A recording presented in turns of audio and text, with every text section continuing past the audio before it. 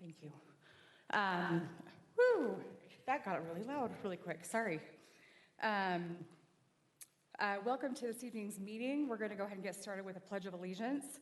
So if everybody would stand.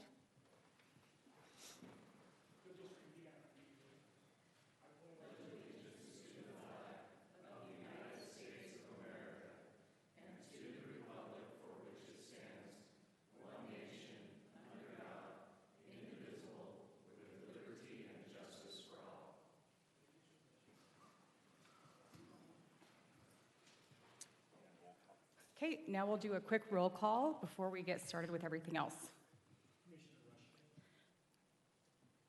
Commissioner Beck. Commissioner Clough. Commissioner Cannon. Okay, thank you. I'm going to apologize in advance. This is the first time I've been in the chair seat, so it might take me a second to figure it out, but luckily I've got two people that can help me a lot. Okay, so we are going to make a quick change to the agenda. It's an agenda item that is just, it'll be really quick, and that way they can go ahead and leave. So we're going to hear one of the decision items first, which is Mountain Ridge Phase 26A. And we'll turn the time over to staff to give us a report. Thank you. I did something a little different here. I'm sorry about this. I combined 26A and 26B because there's so much overlap. I didn't want to repeat myself and didn't think you needed to hear it all again. There are two separate motions, but I'm going to present them together tonight. So this is in the SLR zone out on the west side of the city, up against 13800 South in the canal. We've seen this recently as the Mountain Ridge East block scale plan. You can see in the area, it has all of that this area is full of the Mountain Ridge, the SLR Master Development Agreement. The Mountain Ridge West is almost all built out. Mountain Ridge apartments are approved but not being built yet. They will be soon. The village at South Mountain, up kind of on the north side of 134th, Freddy's and the chicken place. Raising Cane's. That chicken place. My kid will kill me. They both have their grand openings this week, and I think there's some more coming on in the multi-tenant building within a couple of weeks. So there's good things happening there. Salt Apartments, which we've seen, is coming. That's the 7-story apartment building up against the canal. They're working on their permits. They'll start this summer. So the city is definitely growing in this area. This is a reminder, we follow the SLR SDD review process, which is different than our typical review process. It's laid out in the MDA and the Suburban Land Reserve SDD district. Those were agreements that were ratified by the city and the landowner. The city council approved those back in 2016, 17, but the work was started back in 2014, 2015. So that we've been planning for these things for a long time.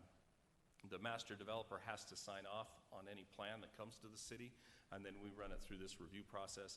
The projects we looking at tonight are on the last step on that far right, the detailed plan and the plat, and they're a decision item. So we've already held the public hearing with the community scale plan and seen it again at the block scale plan, and now we're just finishing up with the detailed plan. This was the community scale plan that was approved all the way back in 19, maybe 2020. It changed a little bit. There was the West block scale plan that got rid of the church house. Then we had the East block scale plan that got rid of everything to the south there that's grayed out. You'll see that grayed out area in a future block scale plan when there's more planning done. So we're focused on this area in this East block scale plan, which includes the regional city park and a bunch of townhomes and some smaller lot single-family homes. I'll show you the phasing that we have approved. This was the block scale plan. You can see the different phases. The areas that we're looking at are the kind of the baby blue. This is 26A, and I wish this road was a slightly different color. The park we are not considering tonight. this road is its own phase, it's 26B, and it becomes very necessary to be able to get circulation for fire into these townhomes that will be here. We can't do more than 30 units on a single access, so this road coming in, they'll be able to start, and then by the time this road gets connected, they'll finish out. And I think you'll see future phases rather quickly. Their engineer and Edge Homes has got this down to almost a science. They did a bunch in Harriman before they brought the project into Riverton, and they know what we need, and they get us stuff very quickly and exactly what we need to be able to approve them and bring it to you. So this is the block scale plan again. You can see we approved it with 196 townhomes, 132 single-family lots, one church lot, which is so far this, and then a clubhouse, which is here. It also includes a park. And then the public roads and private roads network in the area. The orange is private, the blue is public. You see that tonight we'll be looking at 2 public roads and some private roads. So 26A, this is their full engineering submittal. This is their site plan. You can see it comes in off of Templar comes in off of Sentinel Ridge Boulevard. North is to the top of that sheet.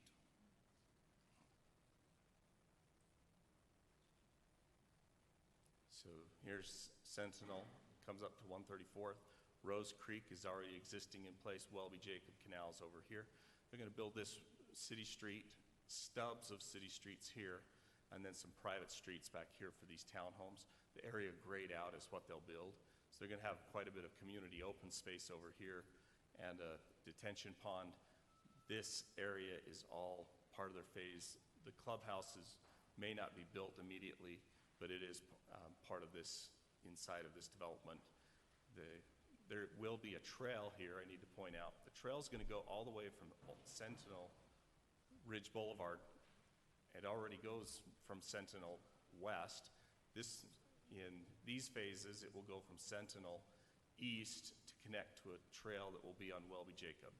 So phase 26A will start the trail here, come along, make that connection, follow the canal, and then in 26B, they're going to pick that up and go all the way down to 138th, just installing the trail and the fence here. Along the creek, there is no fence. It's open, as it was open on the west side.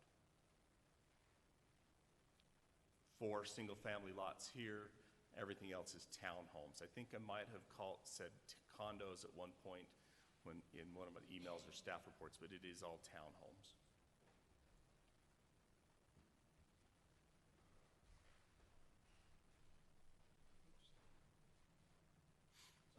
You're good. Grab the box. Yeah. So in this phase, that's small, but there are 98 townhomes? Is that 89? 93 townhomes? 89 townhomes, 4 small single family lots. In 26B, there's the road that will be built. The park is not being built with this phase, but they're going to build part of the park with this phase. And sorry that's confusing. The city council has looked at the park and knows what's happening here. They've given some preliminary indications of what they want, and that has fixed these ponds in their locations. The whited out area here is the main park improvements. The grayed out areas are the storm drain ponds that will also serve as grass fields, playing fields. So we're going to get the ponds in with this phase. The park will come back to you after Edge is still, I think, you got final approval from City Council and you're into the final design. It will still come back to you. But with this phase, they're also going to put that trail in and get the fence in. It's necessary for some access and maintenance, and also just to make the trail connection. So that will all be done. The fence, City Council looked at the fence as part of the park. They've requested to, as part of the park design, to have it a wrought iron fence on a mow strip, and so that's what the fence will be along here. We did a similar fence along the canal in the salt apartments. One more thing I need to point out with this phase, which is a little bit unique, because when we did the block scale plan, we recognized that when city put in Sentinel Ridge Boulevard, it was all farm fields. There was not planning out there of what was going to happen. We didn't know if it was going to be commercial. We didn't know if it was going to be residential. There was some preliminary indications, but there was nothing set in stone, nothing in place. So the city just built Sentinel Ridge to move traffic. Now that we know what is on both sides, we knew that there was some traffic concerns. This phase will include some traffic mitigation efforts, mostly islands to prevent traffic from cutting across here and traffic cutting across here. So you can see turn pockets built in to be able to both stop this cross lane traffic, but also create places for people to turn into the respective subdivisions, or which half of the road they're going into. We looked at alternatives with that, with the traffic study. That was something that was required with the block scale plan, was to come back with a plan here. We looked at roundabouts, we looked at traffic signals. The island worked the best without needing to take out existing homes or existing infrastructure, and worked long-term for what may come in the future along Sentinel Ridge. With this phase, we're asking that a condition be included that these be installed and this be installed before the 30 units get in, and that these islands be installed before occupancy be granted, so that we don't have to deal with the cross traffic that might come up. So that's our report. I put the motions on one page here, but there does need to be two motions since they're two separate applications. They're very similar down to item 6. Number 6 talks about trails and fencing. In both cases, the trails need to be installed and the fence would need to be installed along the canal.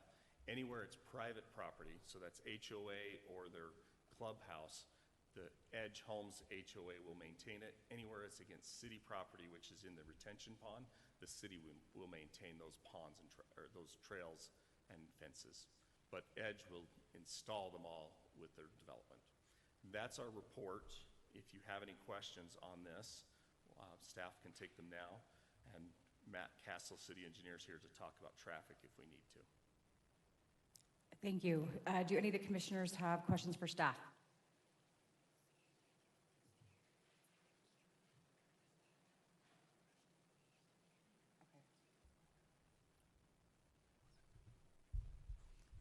Commissioner Clough? Yes, so just one quick question. The fencing that will be going along the canal, will they be required to have that in before occupancy? It does not say that. Would that be wise? Sure, your townhomes might have lots Yeah. of little people. Yeah. You ask the developer if he has any concerns about the staging of that. Okay. But I think that is similar to what we've required in other housing developments that have housing up against canals, to have that in before the houses are occupied. Okay, thanks. Commissioner Rushton? Along those lines, the improvements on the road, so those are city streets. Yes. So is the city committed to make those improvements in time so there's not a delay with like issuing occupancy permits on the new units? Yes, but these improvements will actually be done by Edge along Sentinel. Now, this is the block scale plan, so the design that you're looking at on this particular slide is not accurate. I can show you the accurate one. But they would be installing these with their development and need to be put in place before occupancy. Now, we talked in the last meeting, and I didn't mention this, about what would be in those islands, whether that's landscaping or what kind of landscaping. We were talking about ideas. City council needs to make a final decision on what goes in those islands, because it will be city maintenance of those. So So if they want grass and trees, it's a higher maintenance commitment than if they do xeriscaping or something decorative. And concrete only is the lowest amount of maintenance. Okay. So they'll have some say on this, but the islands themselves will go in before occupancy of any units. Okay, if we can have the applicant come up to the podium and let us know anything you want us to know about the project. Sure. So my name is Brandon Watson with Edge Homes. Appreciate your time this evening and appreciate you adjusting the schedule. So we are excited to jump to the east side now of Sentinel Ridge Boulevard.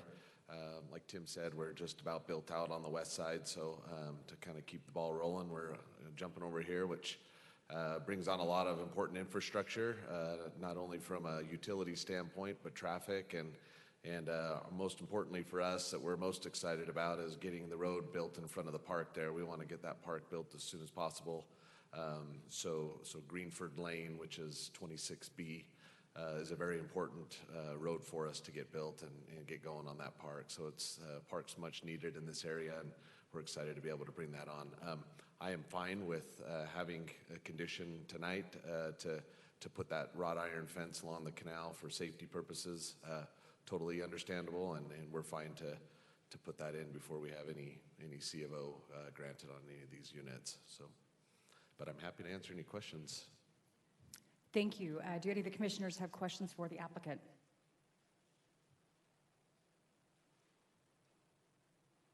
Well, that makes it easy. There you go. Let's see. I guess we'll go ahead and close the comment portion for this item and turn it back to the commission for a discussion and a motion. Any discussion? Anybody ready to make a motion? Oh, sorry. Commissioner Russian. Going back to staff, Tim, so a question on the fence next to the canal, because we have a very clear requirement cast along canals, and we've seen it on everything from infill projects to whatever. Is there latitude, because this is in the SLR project and it granted wide, considerations for a master planned approach? Is that why we have the latitude? Yes, that's the only reason we have latitude. And we did that. We discovered that when we were doing the SALT development. I didn't know we had that latitude until we investigated with SALT. And then further in this case, the city is maintaining that park and designing that park. And the city council has said, we want wrought iron. They want an open feel to the park. And so staff's thinking was, if we've already done wrought iron in another location, we're having wrought iron on the city park portion, let's have it consistent across the developer's portion and have a good consistent look. So that was our thinking on that. And then eventually that would be maintained by the city? So up until the property line, and it gets a little lost in here, it's a little harder to see. Maybe on this one it's easy. The city will maintain everything. So north is at the top. This is their clubhouse. The city will maintain everything from this line south to 138th, but the developer will maintain this portion. And so we're talking about that much of the fence that is private. The trail continues up, and then will continue up on when phase 27 comes in, but they'll maintain all of this trail down to here. And that has a public access easement, so the HOA will maintain it, the HOA will own it, but the public will have the right to be on it through that easement that we get. Okay, thank you. Commissioner Clough? Yes, if there's no other discussion, I am prepared to make a motion. And Tim, just for clarification, am I making two separate motions, or yes? Yes, Okay. we need to do two separate. And should I add the fence on both of them, or is it just apply on 26A? Only 26A. Okay.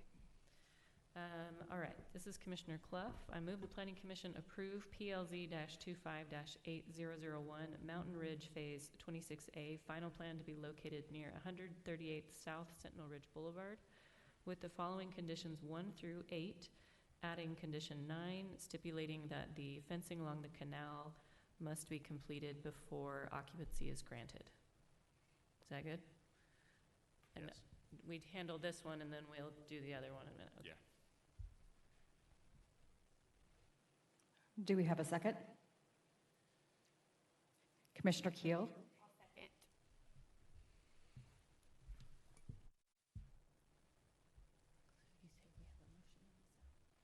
Okay, we have a motion by Commissioner Clough and a second by Commissioner Keel. Are there any questions or discussions about the motion? Okay. All those in favor of the motion say aye. Aye. I mean, oh my gosh, I can't believe I just did that. I guess, we can do A too, right? Okay, it looks like voting was unanimous and the motion passes. Now we move, we've got to do the second one. Yeah, I'm okay making a motion on the second, if we're good. Okay, this is Commissioner Clough. I move the Planning Commission approve PLZ-25-8002, Mountain Ridge Phase 26B, final plan to be located near 138th South Sentinel Ridge Boulevard with the following conditions 1 through 7.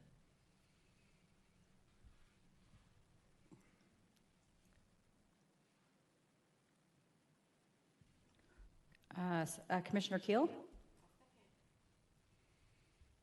Okay, we have a motion by Commissioner Clough and a second by Commissioner Keel. Are there any questions or discussion about the motion? Okay, we'll go ahead and proceed with a vote. All those in favor? Aye. Aye. Okay, voting was unanimous and the motion passes. Thank you. And now we will move on to the public hearing portion. Priority Builders Rezone, PLZ-25-4004. And we'll turn to staff for their report.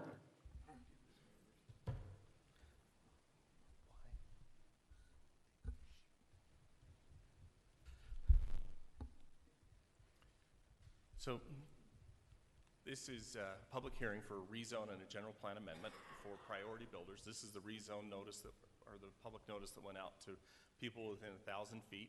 I'll come back to this in just a minute and explain why there's two and give some other details. Here's the application. I'll come back again in just a moment. Did want to get to the area and show that this is off of 118th and Redwood Road near the north end of our city. It's kind of a little peninsula, or maybe there's a peninsula of South Jordan that sticks down into Riverton there. The area in white right in the middle is South Jordan, and everything colored there is Riverton. So we'll get here. The applicant first made their application to rezone to RM14. You can see on the left, project information number 6, requested rezone RM14. After the application was made and the notices went out, he recognized that he wanted to go to RM8, which was the same zone as the townhomes that are already in the neighborhood. So he amended his application to ask for RM8, not RM14. RM8 is 8 units per acre, RM14 is 14 units per acre since it was less acreage. And it was done before the public hearing. We sent a correction notice to all the neighbors, so everyone within 1,000 feet got this notice saying that applicant had amended his application to request the RM8 zone, allowing 8 units per acre, but the meeting would still be held at the same date. The meeting had not changed. So that's what brings us to our here tonight. Just a quick review. We're going to be looking at general plan and zoning tonight. So zoning on the right is the map that indicates what zones apply to property in the city. That is important because the zone tells us what you can do with your property. There's ordinances that are tied to zoning. And so if someone comes in to ask staff, or if they just want to go online and look and say, what can I do with a vacant piece of property, they go to the zoning map, find the zoning designation, then go to the city code online and look up and see what's a permitted use and what they can do on their property. The general plan is kind of higher level. It In areas that are built and are steady, stable, the general plan generally matches the zoning. They're different, they're not the same designations in the legend, but they correspond. And so if you're in an area, the one of them I'd like to talk about is out across the street from Lowe's. That is all acre lots. You can see it in the zoning. It's all acre lots. The general plan says we're happy, we're keeping it the way it is. The stuff down off of east of Redwood Road, the general plan says we're pretty happy, we like where it is, and it matches the zoning. There's not a change there. Other places, the general plan says, indicates the city councils, they're willing to entertain other ideas for the property. So I think right here, you can see there is commercial and some higher density residential, which go to the map, it's commercial and low density residential. So there's a potential, there's some zoning here that's residential. On our map, the general plan says, hey, let's go to commercial. That no one has ever brought commercial, but it's been designated that way. So that's general plan and how the general plan and the zoning map work. The property we're looking at tonight is highlighted there in red. This is the area zoning, and you can see there's a lot of different zones in this area. Immediately to the north is RM8. That was a special development that was zoned for RM8, which is a multifamily development. It allows townhomes or condos. Everything to the north there is townhomes, and it's zoned at 8 units per acre. There's also CG. Part of this property is zoned CG, Commercial Gateway. And there's a little bit of CG to the north.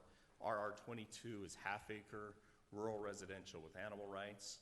And then right in the middle of the requested properties is an R4, which was rezoned with the Finero rezone in November 2022. South of Myers Lane or 118th, there's more of this RM8 zone. There's some R4, there's RR22, R3. Across the road, there's the RM6, which is with an SD. If you'll recall, this has townhomes here and single family here along this area because of the depth and kind of how narrow it was. These are smaller, like 6,000 square foot lots. Down here, they're 10,000 square foot lots. So the pink is commercial neighborhood. There's a lot of different zoning in the area. The general plan for this area was, until the Finaro rezone, all estate density residential, and then this commercial, which corresponds with this community commercial right here. The applicant is requesting a zone change to the RM8.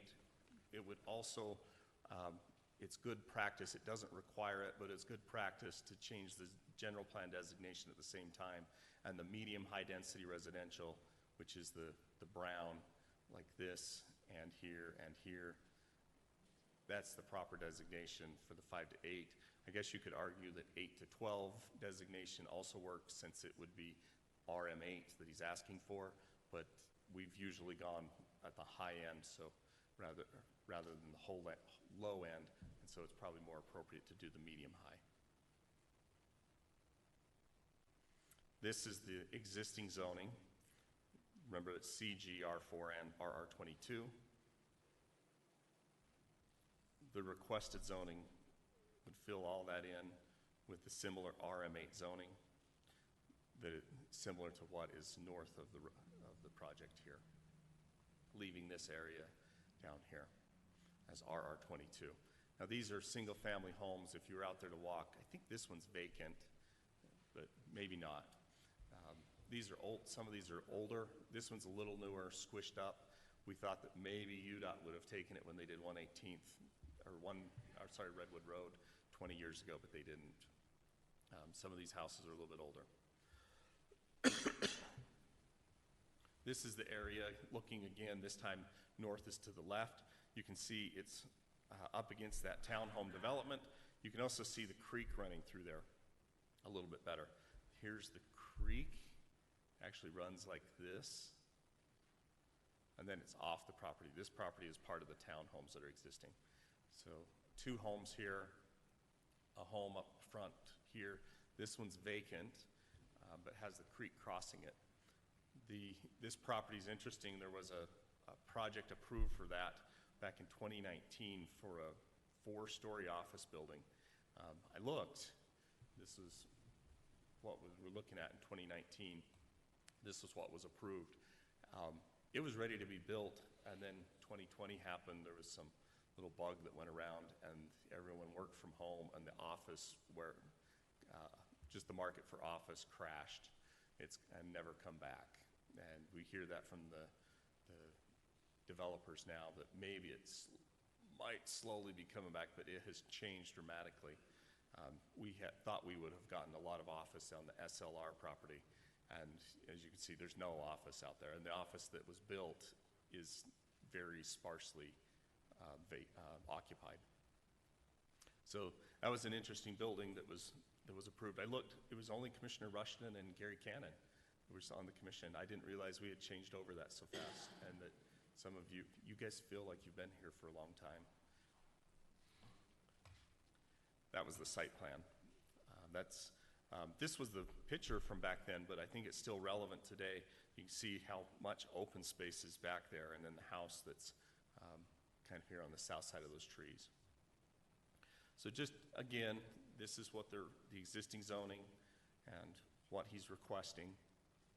It's compatible with the area, it's compatible with the adjoining, it's consistent with what's to the north there, it's consistent with what's across the street, with the townhomes that are there, and the project is not inconsistent with the RM6 that's across Redwood.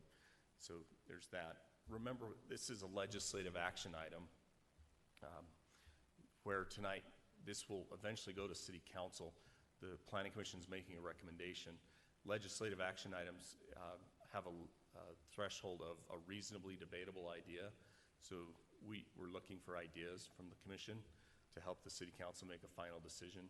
If a reasonable idea in this case is saying, hey, look, it puts properties that are similarly zoned in the area in a similar zone, a reasonable reason to say no to this is saying the general plan currently calls it as estate density, and so we should stick with the general plan.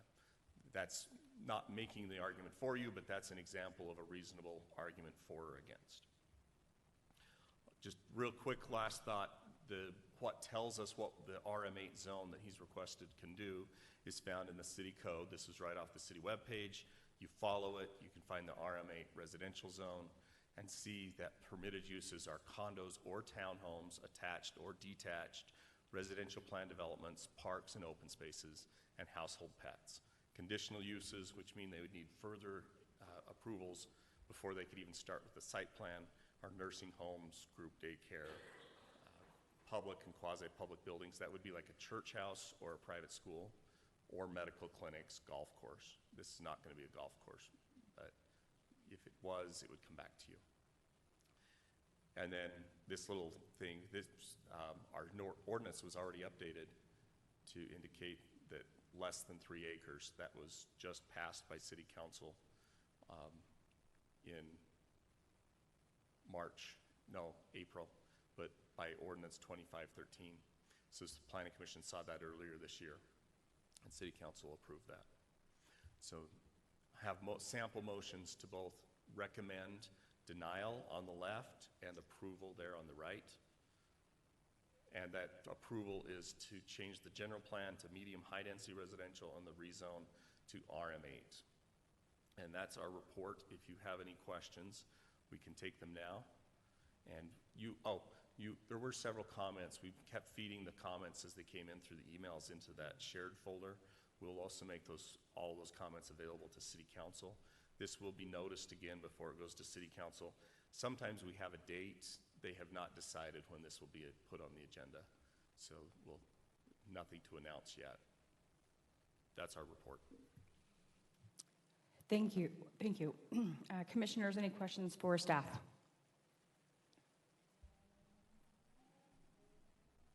Commissioner Clough. Yes, can you go back to the page that shows the first and second notice?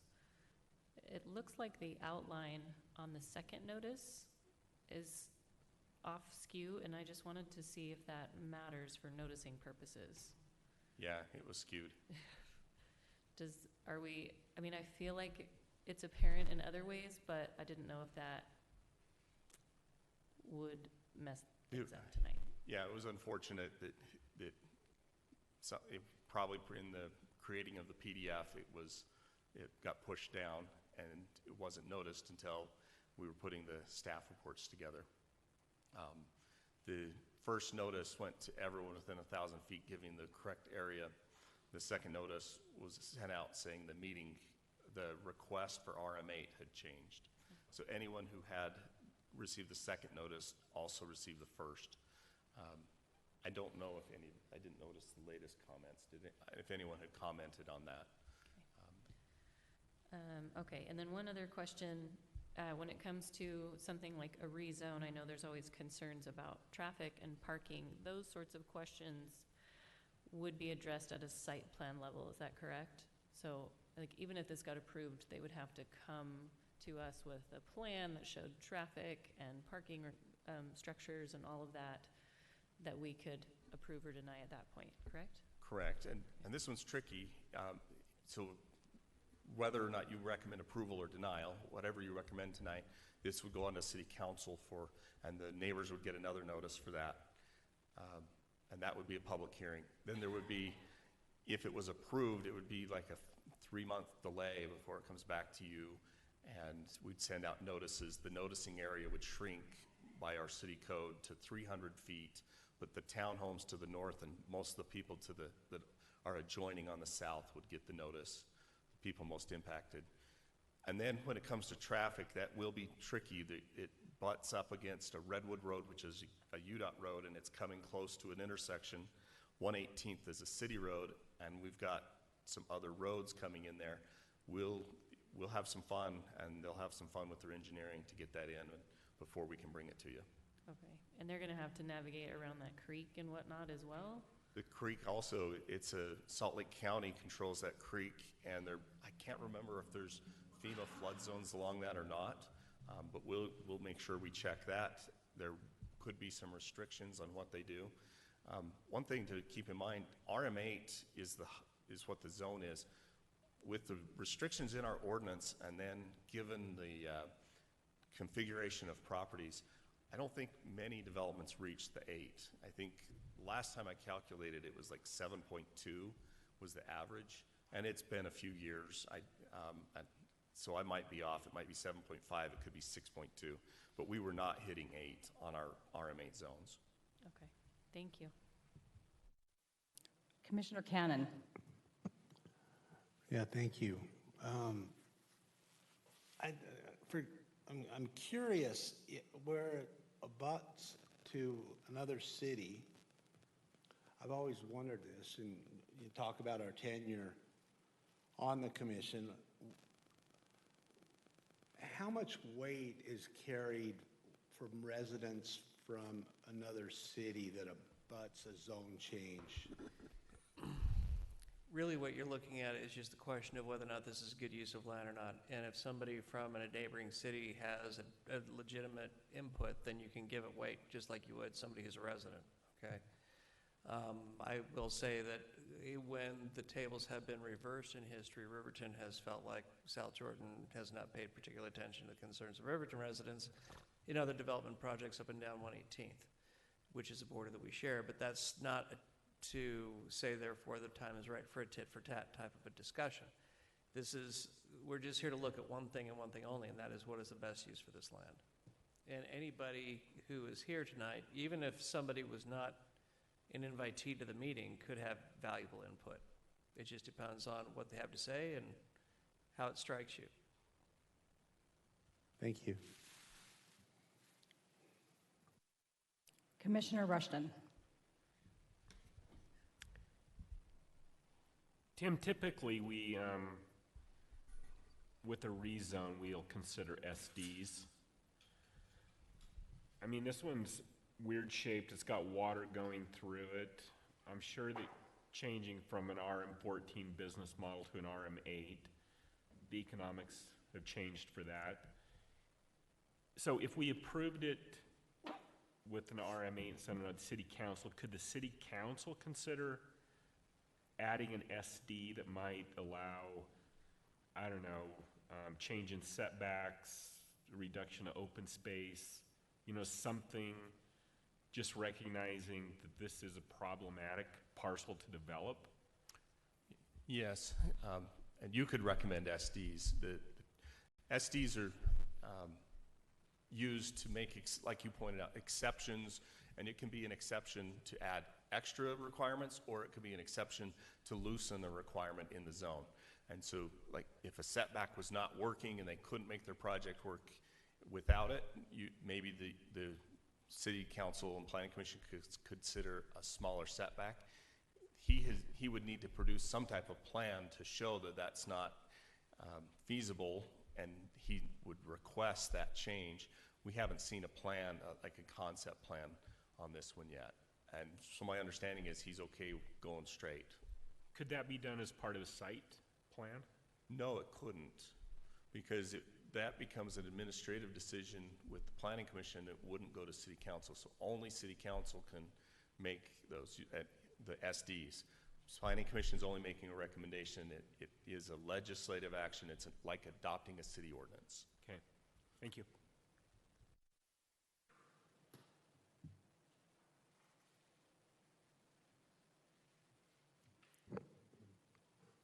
Are there any other questions for staff? Commissioner Cannon? I don't know if it came through, if I'm queued up on the system since I was late. Okay. Commissioner Park? Okay. No, I've got a green light here. This one working? Yep, okay.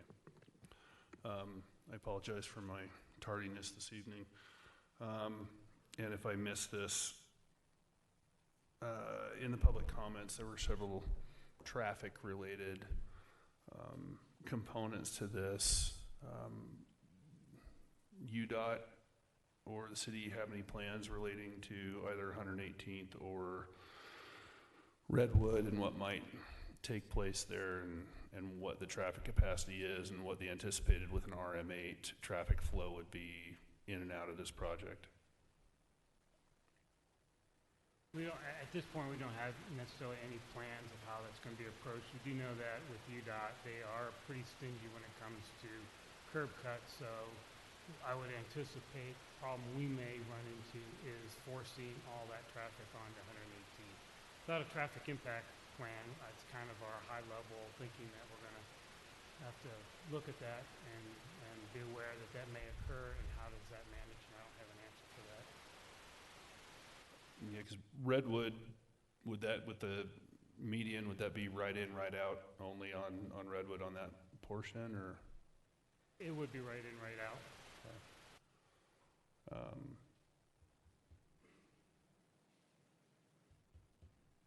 And then what impacts might the creek and the Corps of Engineers and that type of thing have on such a project? There is a comment about the Corps getting involved, and we have to see, depending on how they lay out that property, what the impacts to the creek are. We hope that there's some level of protection, but in this day and age, it could possibly be a section that is piped and goes underground as it goes through the property right there, as long as it can maintain the capacity it's needed to keep flow moving. So unsure of where that's going to go, unsure of how that really affects that acreage, and for something we'll have to wait and see how they lay it out.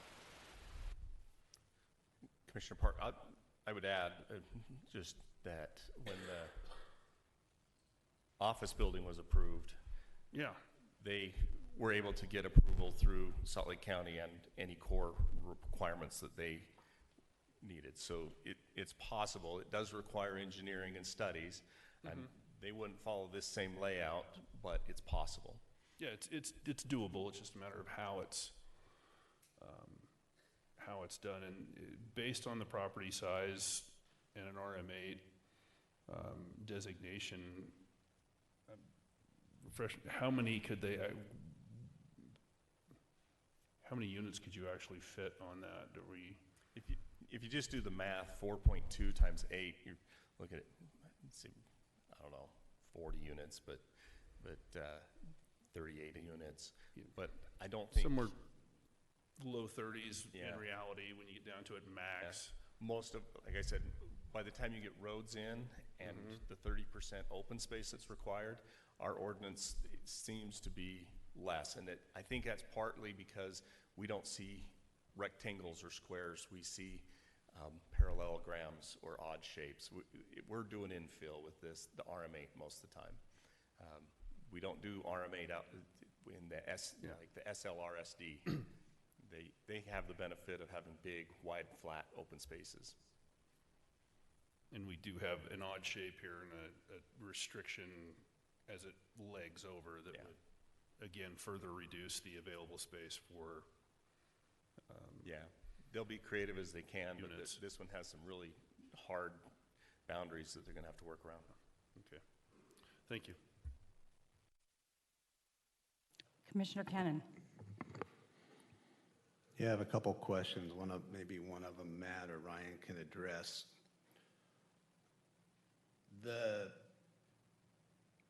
Obviously 35 doors, if that's the number we end up with, it isn't 100, it's 35. Townhomes generally, it's in the most general terms, generally don't have 3 or 4 or 5 teenagers driving out of each door, so that would minimize the traffic. I'm sure that rule gets broken all the time. So my first question is the two, and it might have already been asked, but in a different way, the two entrances that close to each other on 118th. I don't suppose there's any way of merging those two, and that would be, I'm just throwing that out there. I don't know if that's even an option. That is a concern. The other one is there, and I remember this because it was like 2 or 3 years ago, and I had to get up out of this meeting because Midas Creek was on fire with water. And down below on 13th West, we actually had a culvert going under 13th West that the water exceeded the bottom of the culvert, and it caused a pretty big mess. Is there a way for us to build something in that Midas Creek be built to the standards of the 100-year storm in the event? That was, in my time in Riverton, I've never seen anything like that, but Midas Creek is gonna do nothing but continue to have to facilitate those storms. And I think the developer, wouldn't want to impose a tremendous, burden on them. I know they would do it right, but I'm just wondering if that could be one of the, if it's not already, when we get to that point, that could accommodate the 100-year storm. Two very good questions. I'll talk about the first one a little bit about the access, and then I'm going to let Matt talk about Midas Creek and that awful flood. We can't force the developer to make this connection. This is a private road that comes back to the RM8, this townhome community. And it is in Riverton. The city line is this fence line right here. From city technical perspective, it makes a lot of sense, and it would be preferred to have them come out. But we cannot force that. They would need to come to an agreement and come to some kind of terms. So if they can't, then we'll work with them within the city standards to get something else in there. UDOT, there are 2 access points out here, 3 access points out here on Redwood, and when this office building came in, they made them shut this one off. They did not want that access point and only let them have here, and that's what forced the bridge. I don't suspect that it will change much and that UDOT will still require this one to be closed. But I don't know if they'll even let residential versus commercial have the same access point. That would all have to be worked out with UDOT through the permitting process. Thank you. Midas. As to Midas Creek was studied just a few years ago by the county, and the goal of that study was to make sure that it could pass a 100-year storm event. And so our job with this is to make sure that whatever goes in, that Midas Creek itself can stay within its bank and pass a 100-year storm event. Thank you. If the applicant would like to go ahead and come up to the podium and give us any details you'd like us to know about the project. First of all, I want to thank the commissioners for their time and volunteering to help out the citizens of the Riverton. My name is Scott Yermish. I'm with Priority Builders, Newman Construction. I've been lived in Riverton for quite a while now. I currently reside in one of our developments that we built here, which is the Silos at Riverbend. For those that may not be familiar with our company, we've built several subdivisions in here, Crane Gardens, which is about a couple streets closer towards 12600. The Vistas at Riverbend, we've got some other developments, and we've got an office building we're putting up on 13400 right now that's going to be replacing the trailers there. A little background on this. About a little over a year ago, I got a phone call saying about the office building, saying that that was a project that had fallen, through the cracks because of the costs, and found that it was pretty much too expensive to put an office building up with what they had to do in order to make that happen. And so I came in, I spoke to staff and said, well, one of the landowners who owns a little over 3 acres of land there really wanted to put residential on, and there were 2 other landowners that had wished to sell the property to help facilitate this transaction. So in speaking to everybody, it was at that point that we moved forward and did a lot of due diligence. There was a lot of questions up here asked about certain things. I can't give you 100% guarantees, but I think I can clarify a few things. There are 2 different looks at Midas Creek. First of all, one of the things was building a bridge over Midas Creek. So if you were to come off of 118 and you had to get to the other side where Midas Creek was, we would build a bridge to accommodate vehicle traffic. That's one option. As far as the piping, currently there's a storm drain system that you guys approved that allowed the storm drain to go under Midas Creek that was put in by the subdivision to the north that runs all the way through. That would run through Mr. Boyer's property. We would be able to utilize some of that area as well, and then tie into storm drain and make it bigger. We've spoken to the engineer who did this at Ensign, Josh Gura, who prepared and did that entire subdivision to the north for the time. Mr. Reynolds is the one working on this and is very familiar and has worked on the Lomar and has dealt with FEMA, and they know, pretty much what we have to do here and what we can. So we've had some conceptuals drawn, but nothing I'm prepared to talk to the city council or the planning commission with yet, because until I can get the RMs, until I know what zoning we have, it'll be very difficult for me to identify what it is we have to do. As far as Commissioner Parks' question, or Commissioner Cannon's question, I'm prepared when we're done. If we were to be granted the zoning, I was then going to go speak to the HOA to the north and ask if we could tie into the HOA in some way. I know that there's been some talk about repaving that entrance that goes into their area, about the upkeeping of Midas Creek. It's becoming expensive to them, and that we would, look at working something out with them. And maybe if we were able to come to some sort of agreement, and again, I have not spoken to them, so I don't know what the reaction would be, then possibly we could utilize that entrance. That's a private entrance going up that entranceway into the subdivision north, taking the traffic off of 118. I've spoken to Nazio or UDOT. There is a right in, right out. They would allow it. We're going to allow for the office.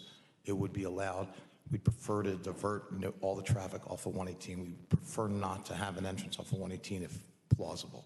We'd like to make it a right in, right off of Redwood, and or the other entrance to come in off of that side private road. But again, I would have to hope. So there are still some questions as to what we want to do, and what's plausible. But I can tell you that we're trying to do something that's going to be accommodative to all parties and not as overbearing traffic-wise to any of the citizens or the roadway. I live here. I go up and down that road. I can tell you it's not enjoyable at times. So I'm cognizant of that, and so that's one of the things that we're taking into consideration. Do any of the commissioners have questions for the applicant?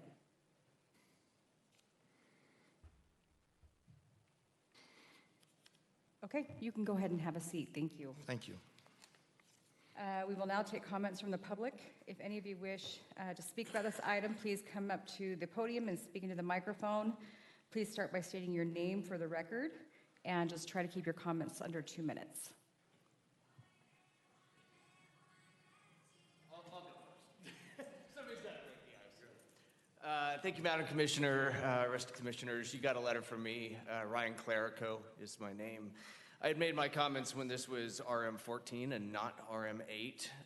That being said, I think my view probably doesn't change.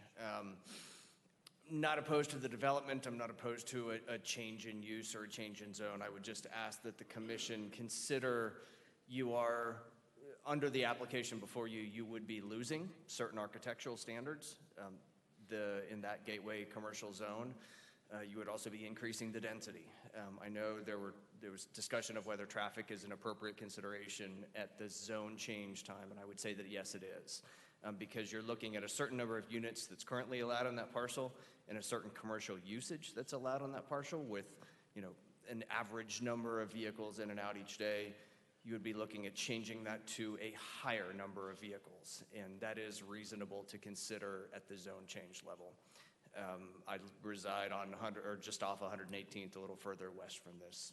I'm outside the 1,000-foot zone, but still, I think everybody west of this parcel that lives and commutes on 118th does stand to be affected. So, those are my comments. I'll let the rest of the folks speak as well. Thank you.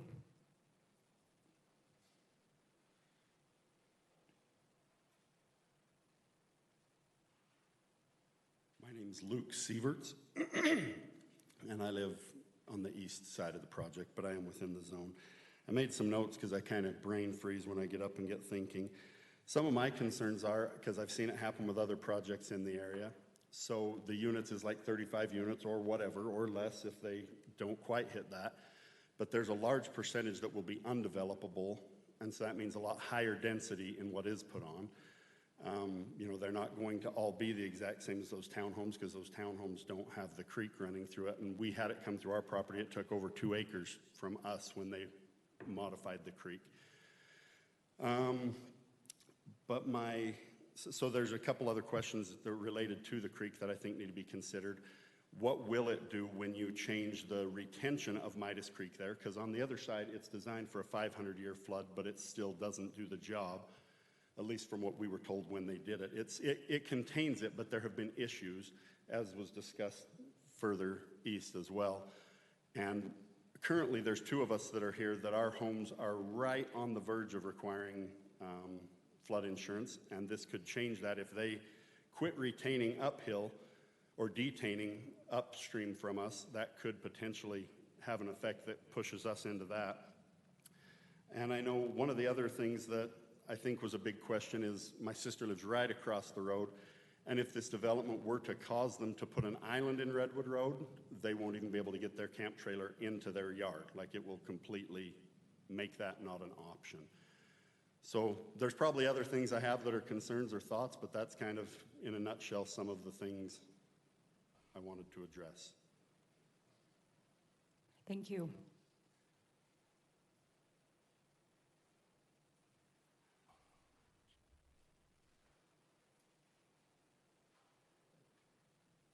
Hi, my name is Shelley Sieverts. There's a lot of us that live across the street. Heard from many of us before. No one likes high density, especially where we live in farm area. It's never a good thing when we have so many farm things, as far as, when we did across, we had a lot more theft, no places for kids to play, which I realize this is kind of my biggest thing more than anything is safety. I can't even tell you the amount of accidents that happen on Redwood and 118th. It is a nightmare to put access off Redwood Road. Sounds like a great idea, but you haven't seen us try to turn left on Redwood Road or try to turn right. We barely can get through with that light to get out onto Redwood Road. It sounds like a good idea that you can access Redwood Road. 118th is solid at certain times of the day, many times of the day. Redwood Road backs up past that. past our road. So it's, I mean, I can see why people want to develop it, but in reality, when you're there and you're working with traffic and everything, there is just not that much room to support that much more density. That we really can't handle what's already there. My biggest problem is it's just going to make it a nightmare to compete with another road, trying to get anywhere, being across the street of Redwood. It just sucks. So that is my biggest thing, is I don't know if we can support that much. And families already mentioned the creek. We've seen lots of big things happen with that creek, but that's where I want to make sure you know that it really does matter to us. We do realize it needs to be developed. We're not opposed to that. Just higher density really scares us in regards to the things mentioned. Thank you. Thank you.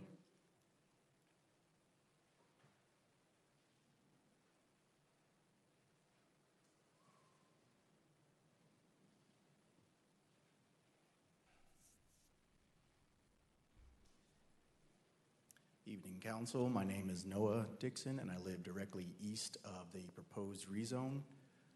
And I just kind of want to reiterate, my main thing is safety. I've had theft on my property, and I've also had to chase neighboring kids off the property just because of the development to the northeast of us has grown exponentially. So that is my main concern. Is I understand it needs to be developed, but if we can keep it at a minimum, keep it under the estate instead of going as high as 14 or whatnot, or RM8. It's kind of a loss of personality of the city if we keep stacking bodies in here.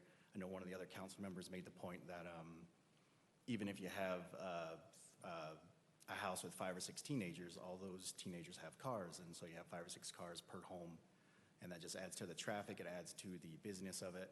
And being right on that creek, we've had neighborhood kids use that creek as a way of access into our property to the east. So again, it's more of a safety thing. We don't want to be overrun. We understand that it needs to be developed, but again, keep it at a lower point, and that would be more, I think, doable overall as far as answering all the questions as far as traffic, safety, flood mitigation, all that stuff. I think it would be better if we kept it at a lower end. Thank you. Thank you.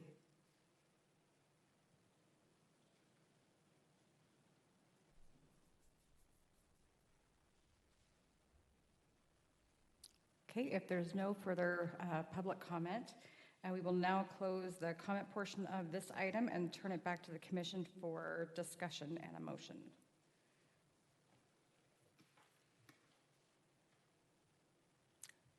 Commissioner Clough. Yeah, question for staff.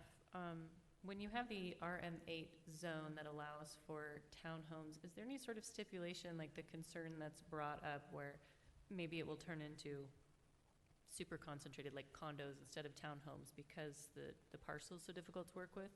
Are there any constraints in RM8 that they have to be townhomes or anything like that? Townhomes or condos are permitted.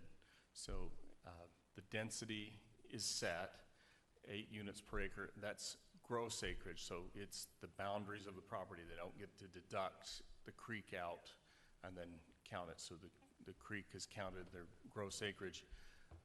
And then there's also some private backyard space requirements, and that for townhomes, if they do those.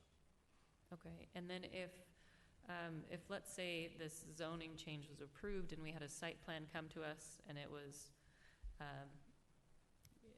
could it be like an apartment complex, or it would have to be either townhomes or condos? Townhomes or condos. Okay, so let's say it was condos that were stacked like 3 levels high, and we just didn't like that project. Do we have grounds at that point to deny that sort of application, or because it meets the zoning, it's kind of hard to deny at that point? No, it would say I go to this slide and show you it is an approved use in the permitted use in the zone.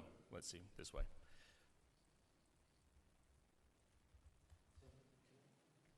But so, all right, here in the permitted uses, condos or townhomes, attached or detached. So if they came back with a condo project, they would, if it meets the ordinance, you would have to approve it. One way, if that is a concern for the commission, you could recommend approval of RM8 and say, hey, city council, we also recommend an SD that they're limited to townhomes only. Okay. And that would be consistent with what was done to the development to the north and the RM8 to the south, quite across Myers. It's also townhomes. That'd be very consistent. I think that's a fair and reasonable request. Okay, thank you. Commissioner Rushton. On the open space requirement, Tim, so it's 30%, and that would include the creek and roads are counted as open? I don't think it counts the roads. I think it, but would count the creek. Okay.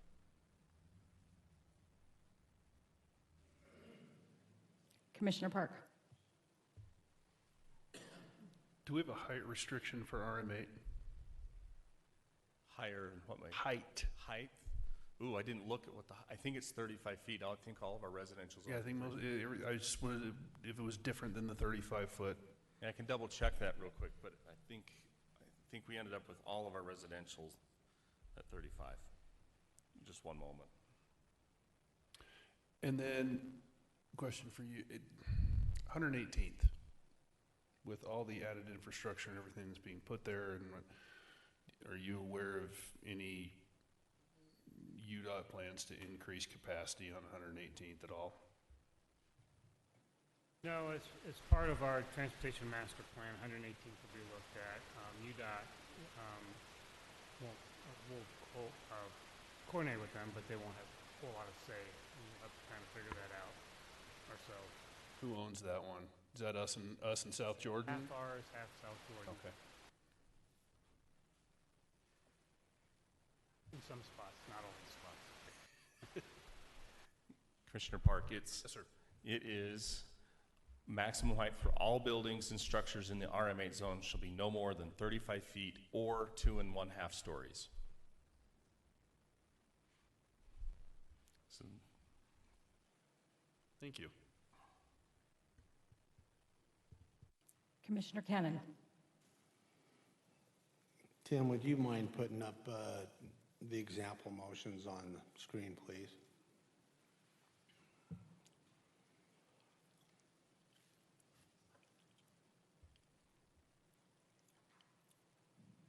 I'm going to make a motion.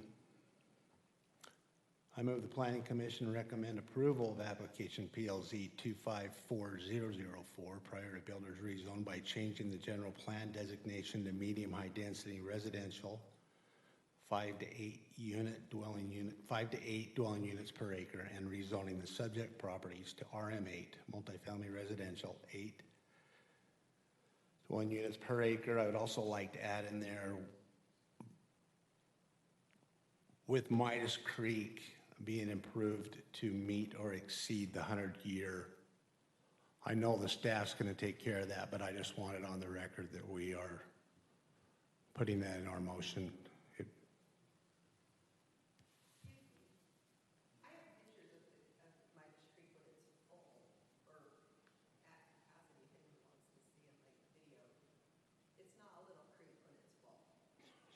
I'm pretty confident that anything that this developer does is going to be better than what's there right now.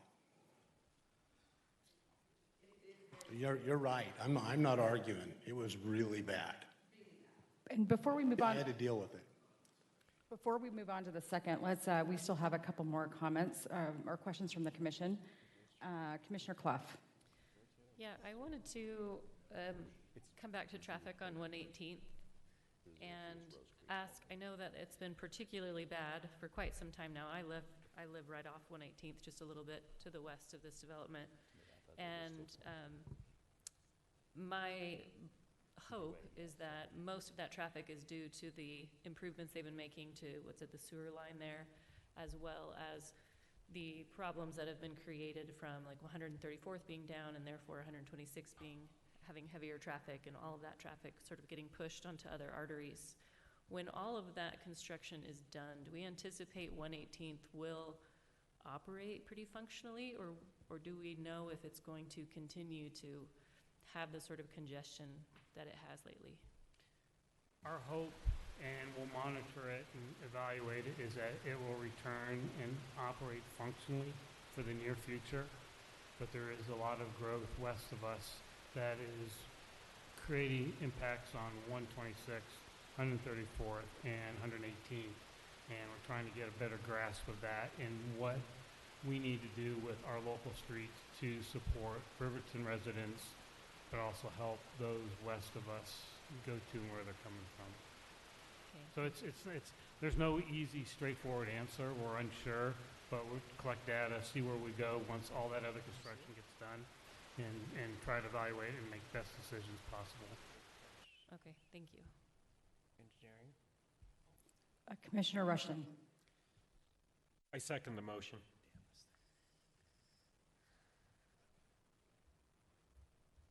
Do you want to make another comment or questions? Got it. Okay. Oh, I don't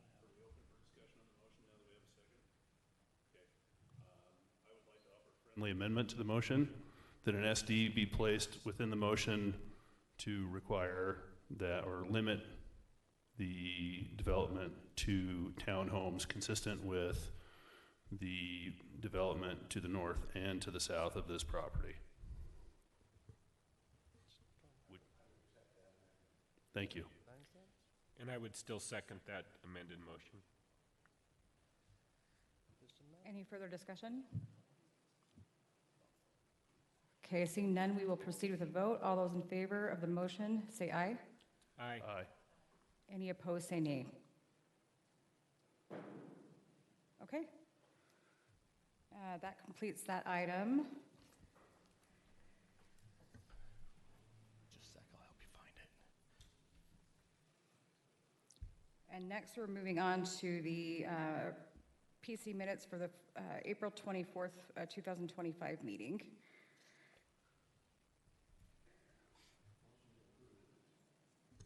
Second. All those in favor? Aye. Aye. Any opposed? Okay, meeting adjourned. Did I forget anything?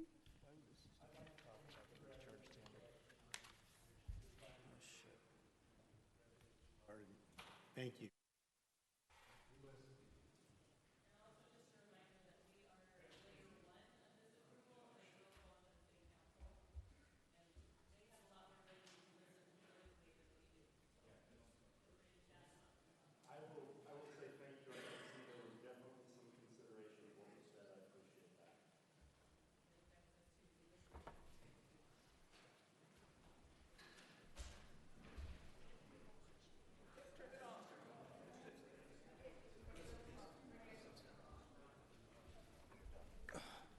Okay, just a sec.